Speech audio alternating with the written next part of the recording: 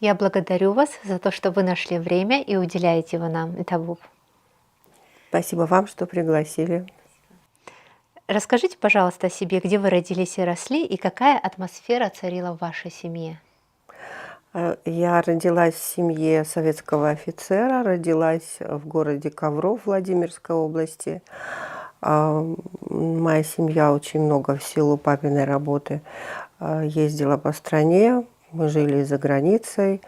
Уже в школу я пошла в Тбилиси, где он занимал довольно-таки высокую должность военную. Была семья так, наполовину творческая, наполовину очень суровая.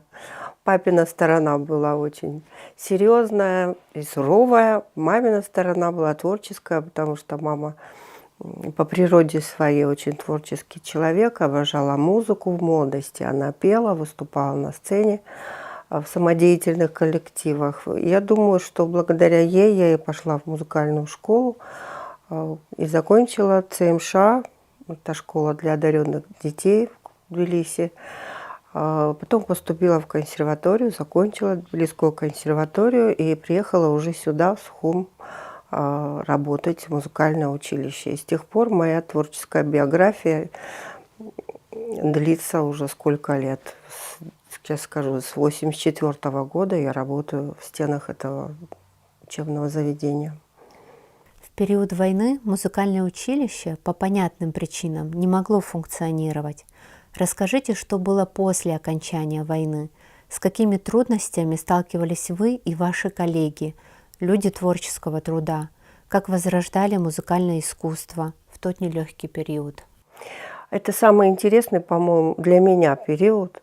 И это действительно то время, которым я могу с точностью сказать, что я горжусь тем, что была рядом с людьми, которые возрождали культуру Абхазии. Да, и я действительно горжусь тем, что я работала рядом с великими музыкантами.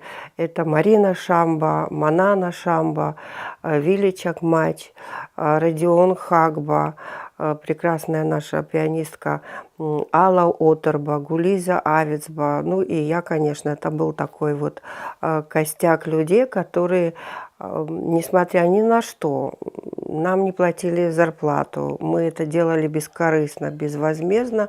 И очень символично, что местом, где могли мы возрождать эту культуру, был Пицунский храм.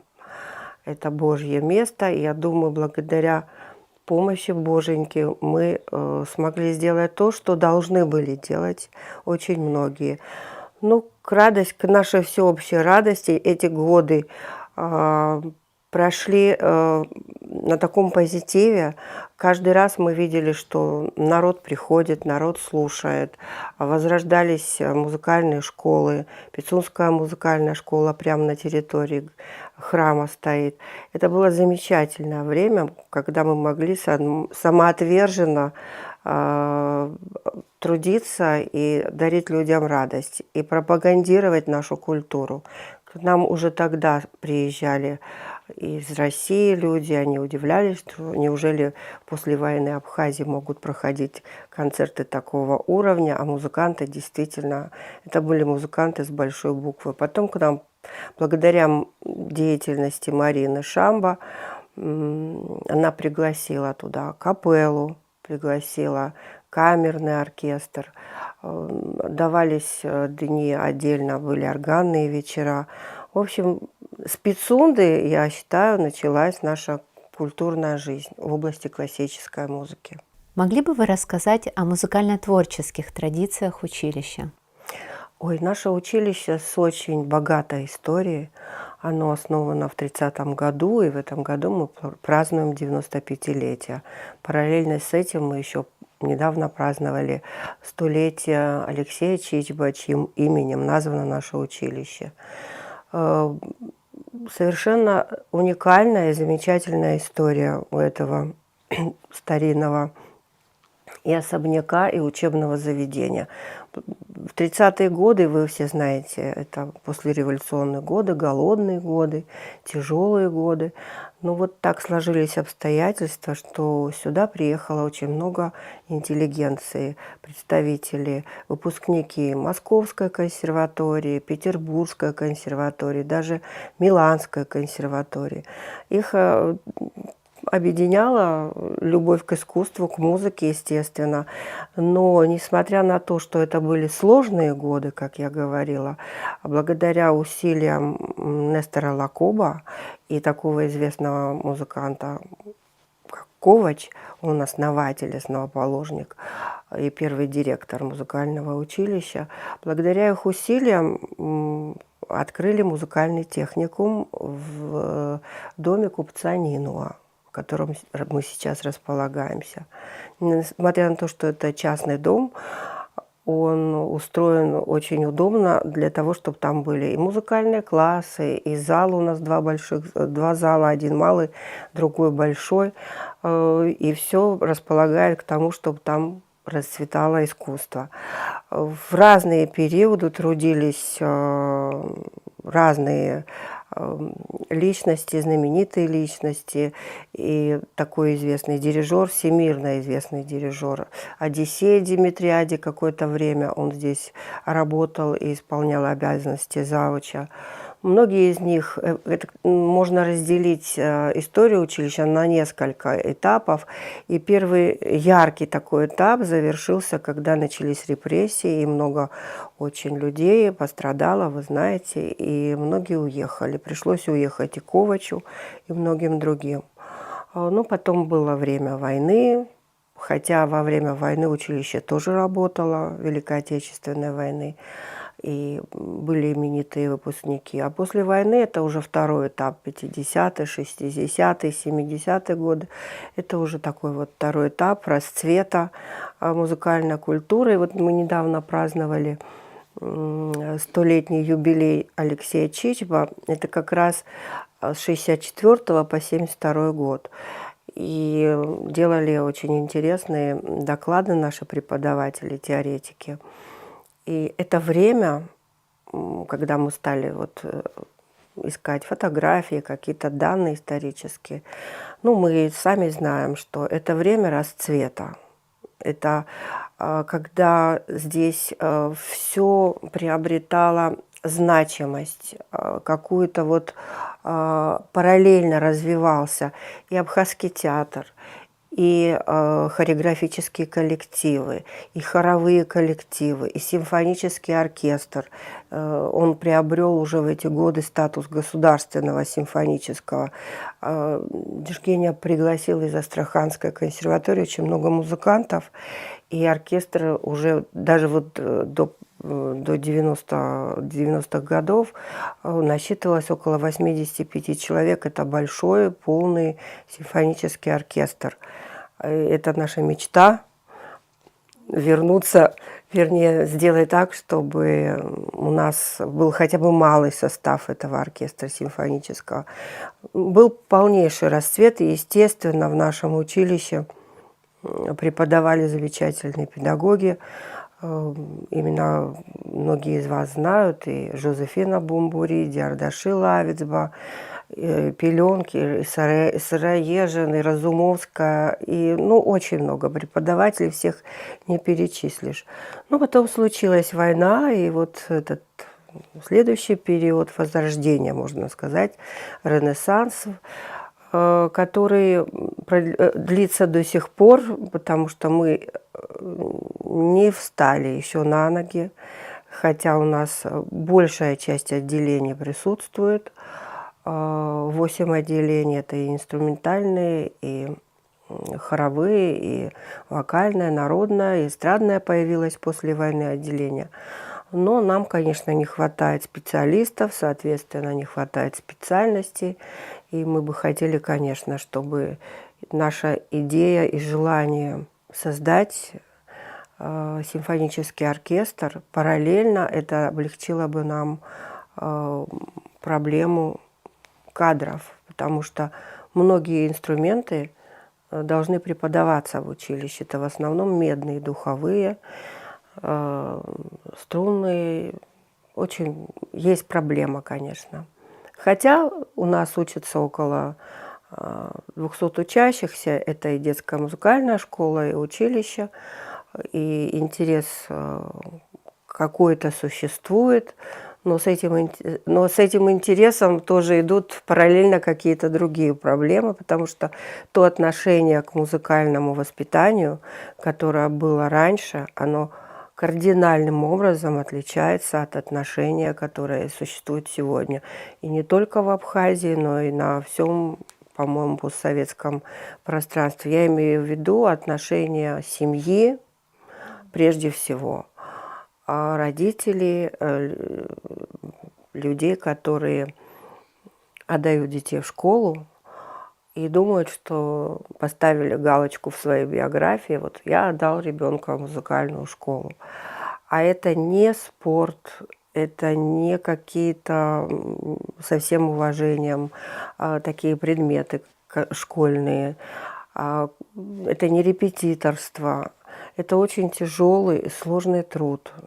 Здесь без участия взрослого, старшего, маленький ребенок вряд ли осилит. А если он и сможет справиться года 3-4 сам, то потом ему будет очень сложно. И в основном после 4-годичного обучения что-то меняется, что-то в ребенке ломается, он уже за счет своих способностей выйти на сцену не может. Ему нужен труд, кропотливый труд, а это только с участием взрослых людей, которые деликатно могут уделить ребенку время, выделить в своем расписании это время, потому что невозможно заниматься одновременно и музыкой, и спортом, и художественной гимнастикой, и конным спортом, и живописью, и танцами, и еще ходить в школу. Это нереально, непосильно просто. Мы, музыканты, считаем, что если ребенка отдали на музыку, он должен заниматься музыкой, ходить в школу и, возможно, еще изучать языки. Тогда будет какой-то результат. Потому что занятия музыкой – это в старших классах не менее 4-5 часов, в училище до 6-7 часов. А наши дети, которые поступают в консерваторию, а поступают они в очень престижные консерватории, занимаются целый день. Вот у нас был такой студент Лука Гадели, его теперь все знают. Он приходил в 7 утра, он уже играл, а в 11 вечера он еще занимался. Потому что, когда человек предан искусству, он должен трудиться. На одних способностях далеко не уедешь. В принципе, как и везде. А что бы вы могли рассказать об абхазском национальном музыкальном творчестве и насколько они значимы для нашей культуры? Ну, это истоки наши. Благодаря фольклору началась наша школа классической музыки, и хоровая, и симфоническая. Это народные истоки, которые, в принципе, для каждой культуры необходимы, и их надо оберегать, беречь, потому что это тот пласт, который говорит о нашей идентичности, наши лады, наше многоголосие. Это все отражается уже и в классической музыке. У нас, слава богу, есть и коллективы, которые продолжают традиции народные в хореографии, и такие и песенные, и инструментальные.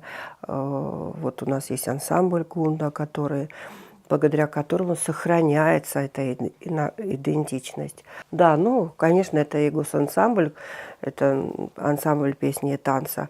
Это очень важный пласт для нашей культуры. Очень много симфоний написано, используя национальные мотивы, национальные темы. Есть балеты, которые написаны, в которых были использованы национальные темы.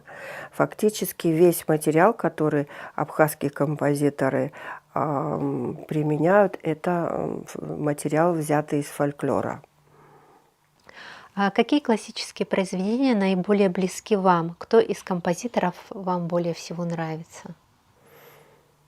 Ну, знаете, если бы я не была музыкантом, я бы могла вам назвать кого-то. Но так как я музыкант, для меня, конечно, это прежде всего композиторы классики, конечно, это прежде всего Бах. Из классиков это Моцарт, Гайен, Бетховен, тут никуда не деться, современные композиторы. Я не могу остановиться на каком-то любимом, могу просто сказать, что у меня, как мне кажется, получается играть самой. И, в принципе, я очень люблю Баха исполнять и пытаюсь привить эту любовь своим студентам. Мне очень близок Шопен, потому что я училась у известного профессора Тбилисской консерватории Гульнара Кавторадзе, которая была ученицей Генриха Нейгауза. Это был потрясающий педагог Московской консерватории. И Генрих Нейгауз, он гений по исполнению Шопена. И благодаря ей я узнала очень много секретов пианистических, которые помогают мне в исполнении. А когда вы стали руководителем Сухумского музыкального училища, какие перед вами стояли задачи? Какая тогда была атмосфера в коллективе именно в тот период, когда вы возглавили? Да, это был 2002 год. До меня работал прекрасный музыкант Иван Шамба, который, кстати, фольклорист, у которого изданы сборники народных песен. Прекрасный музыкант, прекрасный человек. Мы с ними... Я уже работала в его бытность, были очень дружны и очень часто беседовали на проблемные темы в области нашей профессии музыкальной. Но потом его перевели на другую должность, а для меня, конечно, это было очень неожиданно, потому что по своей сути я не считала себя руководителем. Мне гораздо интереснее было работать на сцене. Ну, у меня были студенты, но для меня это было удивительно.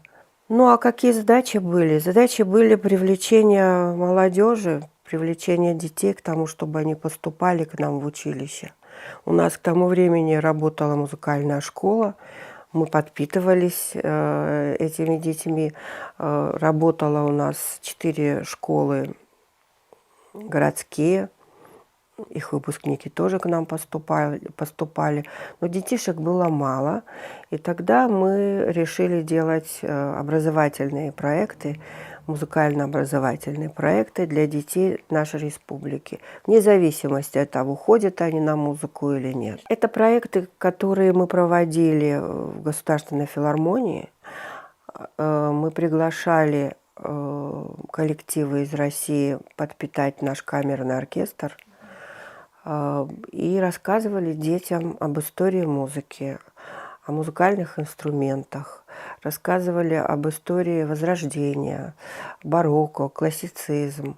Кстати, у нас филармония всегда была забита полностью, там не было свободных мест, и это было очень интересно детишкам. Ну а когда мы говорили о музыке, это для меня это то, что, наверное, я буду вспоминать всегда, и то, чем я могу гордиться, потому что эти проекты привели к нам в музыкальные школы и в училище много детей. Мы не только им рассказывали, но мы еще привлекали детишек, которые выступали на сцене. У нас были представления, когда у нас был маленький Моцарт, который только-только делал свои первые шаги. Такое театрализованное, можно сказать, представление было. Разные формы мы использовали, но плоды были. К нам приходили дети, учились. Так что вот с этого мы начинали. Это прежде всего образование, всеобщее образование, общее, эстетическое, как хотите называйте, но Наши дети должны слышать классическую музыку. Наши дети должны понимать ее, должны в ней разбираться. И должны ее слышать, по-моему, с первых дней рождения. Включайте «Мамочки» Моцарта, включайте Баха. Когда дети у вас спят, вам кажется, что они ничего не понимают, но нейронные связи в это время развиваются. Расскажите о проекте «Пиано Дуо». Как возникла идея его создания? Как вы подбираете репертуар, отбираете музыкальные произведения, как репетируете? Это самый милый проект, самый прекрасный проект, по-моему, из всех, которых мы делали. Во всяком случае, мы в последнее время, вот эти последние годы, с таким молодым энтузиазмом относимся к нему и так старательно выбираем программу, готовимся. Для нас это вот такое событие, ну, наверное, сродни какому-то большому празднику. Зарождался он, скажу, когда мы, опять-таки, вот это наша компания музыкантов, которые работали в Пицунском храме, мы же каждый раз выносим что-то новое, стараемся привнести в программу. Каждый раз скучно выступать с одной и той же программой целый сезон. И поэтому подсказали нам, а давайте попробуйте фортепианный дуэт. По-моему, Алла Оторба нам это подсказала. Есть хорошие фортепианные дуэты для одного рояля. Там один рояль стоит. Ну, мы с ней стали играть Шуберта, фортепианные дуэты. У Листа какие-то очень интересные пьески были. И так поняли, что, в принципе, публика это приветствует. Это очень... ну, такой жанр интересный. Хотя он не был популярен здесь вообще, да и у нас был предмет фортепианный дуэт, когда мы учились, и мы как-то к нему так относились не очень серьезно. А потом возникла идея, почему бы нам не сыграть этот дуэт с оркестром. Мы к тому времени подружились с нашим маэстро Давидом Терзиан, подружились на проектах детских, где он безвозмездно, бескорыстно, с огромной любовью к детям и профессиональной отдачей занимался своей частью проекта. Даже те детские проекты, я забыла сказать про парад концертов, когда мы приглашали одаренных детишек из музыкальных школ республики и предоставляли им возможность сыграть произведения с оркестром. Вот они играли Баха, Моцарта, Бетховена. Это концерты, написанные для солиста с оркестром. И тогда вот он подставил свое плечо, и мы вместе делали, я считаю, очень большое дело, и по сей день мы продолжаем этот проект. Он называется «Парад концертов». И я знаю, что многие школы ждут, спрашивают, когда будет, когда вы будете проводить. Вот единственные года, когда мы не проводили, это года пандемии. Вот, и в этом году у нас просто будет юбилей, мы как-то не можем из-за материальных проблем это все осилить. Вот тогда мы с ним поговорили, в принципе, он отозвался, это ему тоже стало интересно. И стали делать аранжировки, потому что фортепианных дуэтов с оркестром не существует. Есть парочка концертов, которые написал Моцарт. У него есть концерт для двух фортепиано и оркестра. Есть у Пуленко очень интересный концерт. Ну и переложения. Многие делают переложения. У Мендельсона, кстати, есть тоже. Может, что-то я и забыла. Вот. Мы в основном все делали аранжировку для двух фортепиано и отдельно, для оркестра отдельно, потом как-то это совмещали, это сложная работа, нам приходилось отдавать это российским коллегам, которые нам это делали, ну и делали довольно профессионально, мы им благодарны. И вот программа за программой мы уже приближаемся к юбилею нашему. На будущий год будет 10 лет. Я надеюсь, что все будут живы-здоровы, и мы сделаем что-то такое особенное. А какое значение имеет для вас живой концерт на сцене? Для классической музыки с симфоническим оркестром это должно быть не просто в наше время. Ну, для любого артиста выходить на сцену это очень сложно и безумно, безумно, как это вот сказать?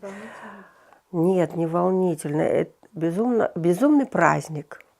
Вот ты боишься, но все равно знаешь, что это праздник, потому что аккумулируется вся энергия, и ты хочешь передать все, что в твоих силах, все самое лучшее, все самое сложное, все самое отработанное, чтобы ничего не потерялось на сцене. Как я говорю своим ученикам, надо готовиться на 150%, чтобы вынести на 100%. Поэтому мы с Гулизой работаем очень много. Помимо того, что каждый из нас занимается, ну, я в качестве директора и педагога, она тоже преподает в 2 местах. Помимо этого мы уделяем с 6 вечера до 12 ночи, мы работаем в училище каждый день перед концертом обязательно. Либо рано утром, если нам никто не мешает, мы можем все... Ну, в основном это ночные часы. Сторожа нас уже покорно слушают всю эту работу. Ну, что делать? Это сложно. Это и волнительно, и сложно, но безумно радостно. А к концу уже понимаешь, что праздник состоялся, и, слава Богу, каждый раз это сопровождается полной отдачей зала.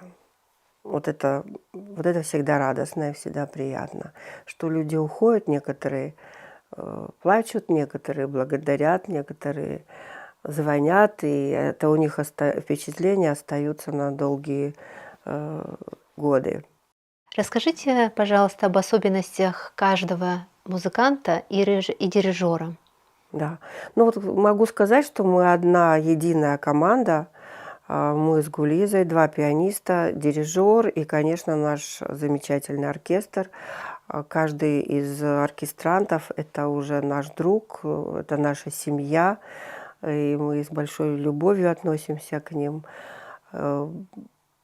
Конечно, мы все разные. У Гулизы я очень ценю одно качество, которое присуще самым лучшим концертмейстерам. Ведь в дуэте играть сложно по одной первой причине. Надо играть, ну, грубо говоря, надо играть вместе. Если звук не будет звучать одновременно, это уже выбивает слушателя, это уже как вот грязная интонация. И так как она очень долго занималась концертмейстерской деятельностью, в принципе, я тоже занималась концертмейстерской деятельностью, мы одновременно дышим, одновременно чувствуем. Мы даже можем, не видя друг друга за пюпитрами, мы даже можем одновременно начать. Но на концерте мы себе такого не позволяем, конечно. У нас есть маленькие секреты начала. Но в классе вот мы начинаем. И начинаем вместе. Вот это такой союз, когда он вот так слился, как один организм. И я очень ценю в ней это качество. И я знаю еще одну вещь. Я могу в процессе игры на сцене, меня может вот куда-то занести, я могу вот сделать вещи, которые на репетициях, допустим, не делала. Может, мне захочется вот эту фразу сейчас и вот здесь и сейчас сыграть совершенно по-другому. Моментально чувствует, моментально улавливает и не дает сдвинуться с места. Вот, то есть идем и идем. Вот. А что касается нашего маэстро, ну, он гениальный маэстро. Он работает, во-первых, с нами все время. У нас не проходят такие репетиции, как обычно. Вот так пришел, порепетировал один-два раза. Нет, мы оттачиваем каждое произведение вместе. Мы делаем какие-то штрихи, какие-то фразы, делаем вместе. И это очень важно, когда ты знаешь, что дирижер согласен с твоей фразировкой, с твоей интерпретацией, когда он сам может что-то подсказать. И мы, конечно, прислушиваемся к его мнению. Очень комфортно с ним работать, ну, потому что он мастер своего дела, у него за плечами большой опыт, он работал в Мексике очень долгие годы. У Давида очень хорошая школа прекрасного дирижера, известного, всемирно известного дирижера Дуриана. И манера дирижирования, и сама школа дирижирования у него, конечно, великолепная. Ну и послужной список у него большой. Я думаю, что нам в Абхазии повезло, что Анатолий Хагба пригласил своего зятя, и тот согласился приехать, в общем-то, неизвестную ему страну. Сюда он только приезжал в детстве, и что он приехал и согласился здесь работать. Потому что в то время, когда это было около 10 лет назад, более 10 лет назад, камерный оркестр состоял из 7 человек. Ну, это можно было назвать ансамблем, а не оркестром. Анатолий Хагба, можно сказать, стоял у истоков возрождения, вот сегодняшнего возрождения. Он делал все, чтобы оркестр сохранить. Мы с ним, кстати, начинали наши проекты детские. Я помню, я ему сказала: Анатолий Дмитриевич, а вот у меня такая идея, а что если мы с вами сделаем республиканский конкурс юных музыкантов и сыграем на третьем туре концерт с оркестром? Может, это не хорошая идея, такая сумасшедшая, но вы меня поддержите. Он так меня обнял: Нинель, конечно, мы все сделаем. У него были тогда связи в Адыгее, он был дирижером Майкопского оркестра. Благодаря ему они сюда приехали, и первый наш конкурс республиканский состоялся с большим симфоническим оркестром.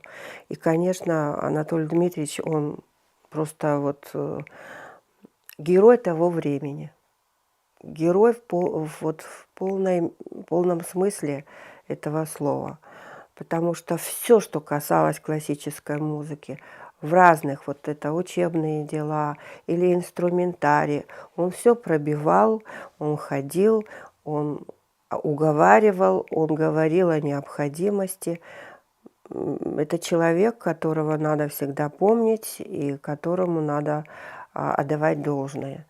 Ну вот в продолжении темы Давид приехал. Видимо, Анатолий Дмитриевич его так заразил своим патриотизмом и энтузиазмом, что Давид сегодня говорит: я наполовину абхаз, потому что вот он очень много делает для развития нашей абхазской культуры.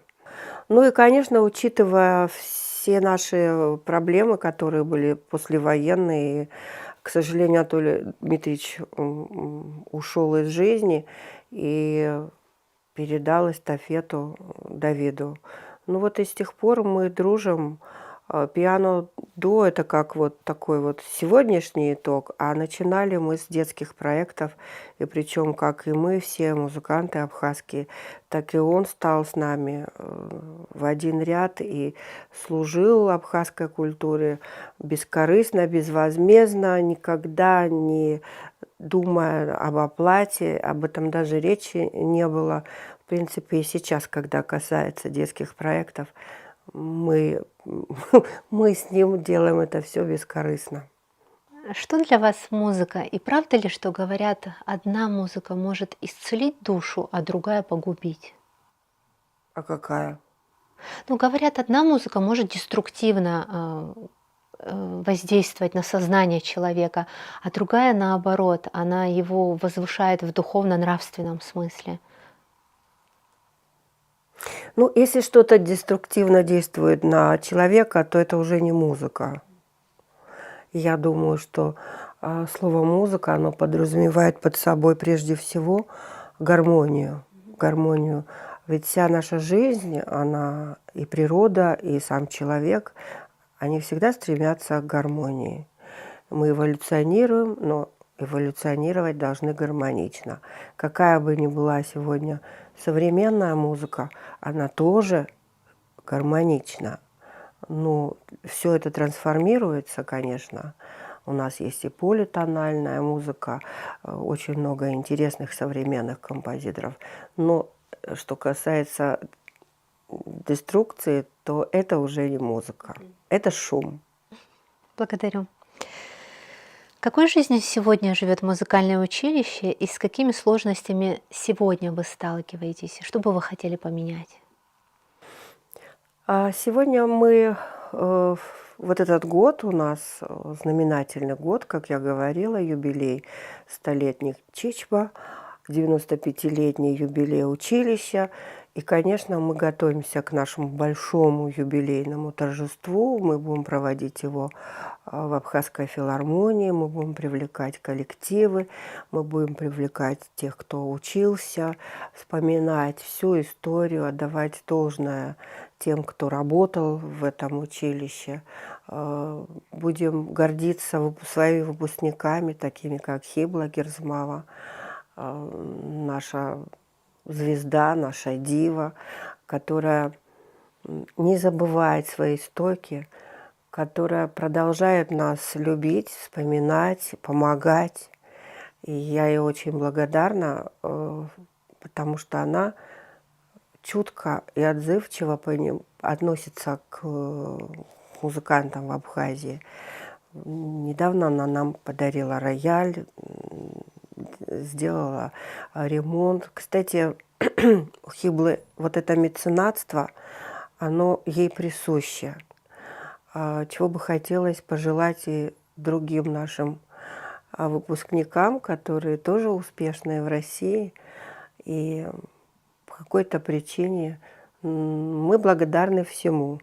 Даже если это будет какая-то маленький инструмент, мы благодарны, потому что мы нуждаемся в пополнении нашей материально-технической базы. И должна сказать, что у нас есть еще один такой выпускник. Это Александр Шоуа, который знает каждый в Абхазии и в России. Он недавно приходил к нам в гости, увидел, в каком мы состоянии, увидел нашу входную дверь. Двери наши более 100 лет. Она вся рассыпалась, уже труха. Уже ее реставрировать было невозможно. Ну и он нам ее полностью обновил. Нет, не обновил, а сделал новую дверь по эскизам старой. Очень красиво. Очень красиво. Мы каждый раз заходим, каждый раз его благодарим в душе, потому что вот такими должны быть люди. У него сейчас в голове тоже еще один проект, как нам помочь. Не буду выдавать секреты, но это будет очень большая помощь. Она будет стоить больших денег. Но человек хочет, человек помнит свои истоки и хочет помочь. Я бы, обращаясь, наверное, в камере к людям, которые могут заняться меценатством, хочу их попросить, это нужно для нашего поколения, это нужно для детей, которые придут учиться, потому что эстетику никто не отменял. Эстетика должна быть во всем. И парадная дверь, и вход, и холл, и залы. А зал у нас в ужасном состоянии. Я не знаю, когда мы его сделаем. Но зал, в котором проходит концерт. Зал, в котором выступали именитые мастера. Вот обращаюсь к вам, если сможете, если захотите, то обязательно сможете. Расскажите о молодежи, которая стремится к музыкальному образованию, и поделитесь своими наблюдениями о современных детях, осваивающих музыку. Знаете, вот Пока я работаю в училище вот эти 20 лет, особых таких вот изменений в людях, которые хотят посвятить себя музыке, нет. Они все приходят и знают, почему они пришли к нам. Они знают, что они потом будут продолжать свое обучение в консерватории. Они хотят быть музыкантами. И вот, но, к сожалению, это единицы, хотя, наверное, не к сожалению, это, наверное, во всех учебных заведениях есть такие звездочки, которые изначально уже мотивированы на профессию, и изначально бескорыстно любят свое дело. Уже в школе, уже закончив 7 классов музыкальной школы, они очень серьезно относятся к своей профессии. То есть это и выступления на фестивалях, и на концертах, на конкурсах. Все в их биографии уже есть. Поэтому они знают, куда они пришли. А с такими детьми, в принципе, работать очень приятно. Они не доставляют хлопот. Но есть еще другая категория детей, родители которых видят в них определенные способности, музыкальный слух, кто-то хорошо поет, кто-то хорошо играет, допустим.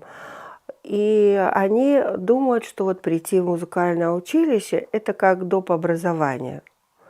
Ну, вот пришел и там по специальности, допустим, спел или что-то сыграл, и на этом все заканчивается. А с этого даже не начинается ничего. Для таких детей, у которых нет багажа, начинается все с теории. Если не будет теории, не получится музыканта. Там и сольфеджио, и музыкальная грамота, и гармония, и все музыкальные предметы, не говоря о общегуманитарных предметах. Все это им либо сложно, либо им это не хочется и не интересно. И вот с такими детишками мы, к сожалению, прощаемся в первом году. Вот в этом году я около 7 человек. Несмотря на то, что мы нуждаемся в кадрах, но пришлось отказаться от них, потому что нет направленности на профессию. И тогда уже мы прощаемся. Ну, хорошими друзьями. Они могут найти себе другое применение, могут найти другие интересы. А те, которые действительно вот хотят учиться, им сложно. Первые 2 курса, конечно, сложно, потому что теория музыкальная, она непростая. Это как математика, как алгебра, геометрия, вот сродни этому. Ну, у нас замечательные педагоги и с большим стажем. Это то, о чем, наверное, надо было говорить в самом начале, когда я пришла работать. Ведь только благодаря вот этому костяку людей, которые получили образование в хороший советский период, в прекрасных советских консерваториях, это и Московская, и Ленинградская, и Киевская консерватория. У нас потрясающие педагоги, у которых настоящая пианистическая, инструментальная, скрипичная и в разных специальностях школа, которая сегодня не может, которым сегодня не могут составить конкуренцию выпускники сегодняшние, потому что и требования были другие, и поступали совершенно с другими требованиями. И для музыкантов, которые, допустим, поступали в 80-е, 70-е годы, да, в консерватории, они поступали только своими силами. Не было ни репетиторства, ни каких-то вот скидок на какие-то вещи. Программы были очень сложные. Мы сдавали, вот мы как пианисты сдавали около 8 экзаменов. 8 экзаменов. А сейчас, по-моему, около 3-4. Да. И количество произведений, которые сдавали, мы гораздо были и более серьезные, и более масштабные формы. Ну, не знаю. почему так. И вот мы сейчас говорим о педагогическом составе. Вот я очень бережно стараюсь к ним относиться, потому что таких нет и не будет. И мне хочется, чтобы они долго жили, долго здравствовали и продолжали работать.